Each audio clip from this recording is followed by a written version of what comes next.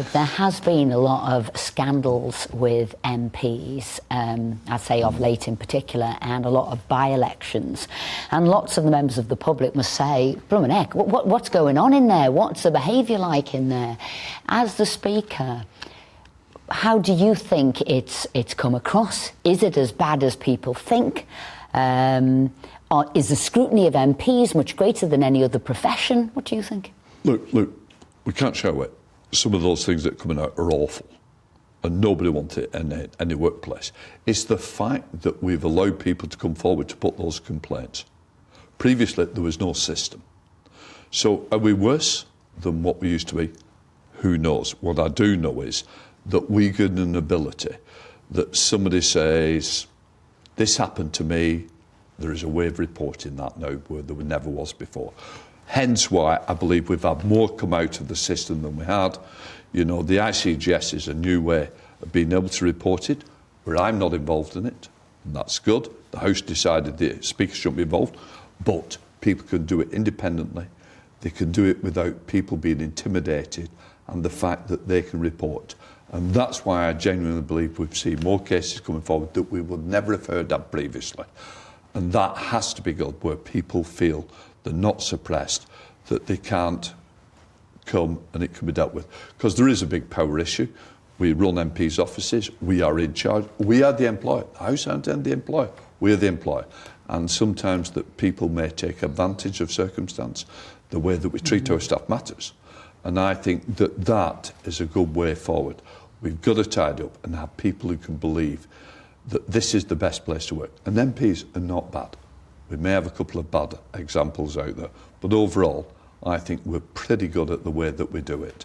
And I want to make sure that MPs looked at, but I've got to look also after the people who work in this House, but also the staff that work for MPs. And it's about ensuring that that power dimension can be answered if it goes wrong.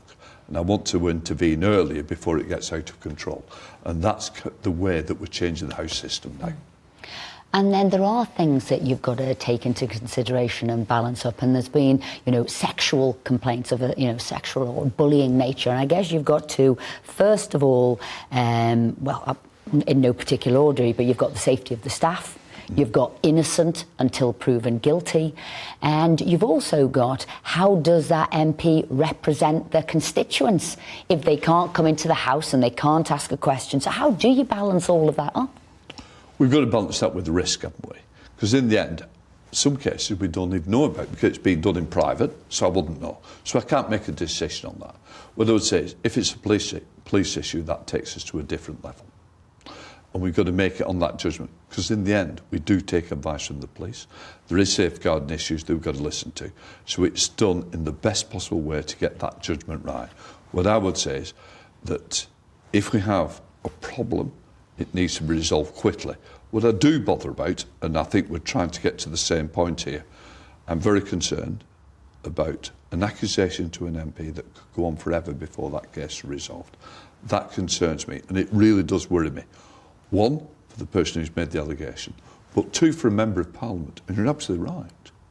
They're innocent to proven guilty. And therefore, we need an early decision on those allegations, not something that rolls on until somebody gets round to it. That cannot be right. So I think we're absolutely united on that. We need an early investigation, an early decision to put it right. The other thing is that we have seen is that parties sit on things as well, where maybe sometimes parties ought to say, this is so serious, it should be referred elsewhere. One of the things that you've been very hot on is the... this chair while we've been interviewing him. Is security of MPs. And not just in recent times. When you were the Deputy Speaker, you took a leading role in trying to improve the security of MPs. How do you feel... we obviously had the terrible loss of Joe Cox and David Amos, who were, good friends to many of us in Parliament. Where do you think we are at the moment with security of MPs? And you're right, let's go back. I got involved in security, I was asked to do as Deputy Speaker, and my concern was there was nothing there for MPs. We had the clerks of the House that said, we're interested in the building, we're interested in anything that happens. You walk through that gate, you're on your own. get on with it, old chap. You know, and that's how the attitude seemed to be. I said, this can't be right. We have a responsibility whether we're inside this building or outside. It's no use saying, no, it's for the police to worry about. That was never going to happen. So from there, and tragically, Joe Cox speeded everything up I was trying to do. And it shouldn't take the death of an MP to trying to get the authorities to respond earlier. And I've got to say, Joe Cox was a shining example of an MP with a big future, a great political future, and she was robbed. She was robbed from all of us, from an extremist. And therefore, suddenly, I had a period. It's amazing, isn't it? 3 weeks, I can have what I want. 6 weeks, it starts to wane. After that, people start to forget.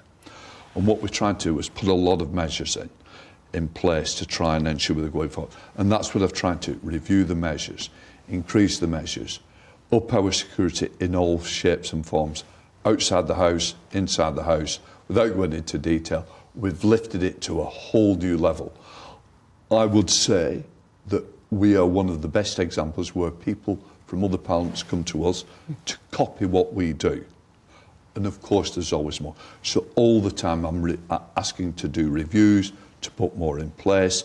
And I believe we've hit that difficult point again.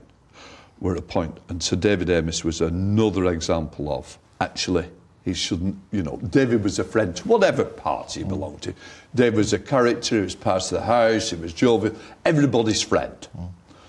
And for David to be a victim, and he was a victim of extremism because he was too open to people. And he allowed somebody to come to him who came from London. Now, under my rules, he should never have met them. But David, being David, such a nice person, he should be still with us. Tragically, hit another one who was murdered by a terrorist. And we have people who radicalise at home and come who do not share our values, do not believe in democracy. And we've got to recognise that's out there. And I think we've hit another high level. Whatever I can do to put forward, I am working on some new measures to try and put that extra protection around again. Because I do think the world is in a dangerous place and politicians are always at the forefront of that danger as well. So what I would say is, I take it seriously. I will continue to take it seriously. And speaking all the time at a meeting today on security, I will continue to do that, to put the measures in place that are appropriate and measured. And we've got to protect. If we don't protect democracy, we are just along with the rest. Well, I'm going to end there, because I think that's a wonderful place to end. You're protecting, we're all protecting democracy, because that's what makes this country great. Thank you. Well, thank you to both of you. Thank you.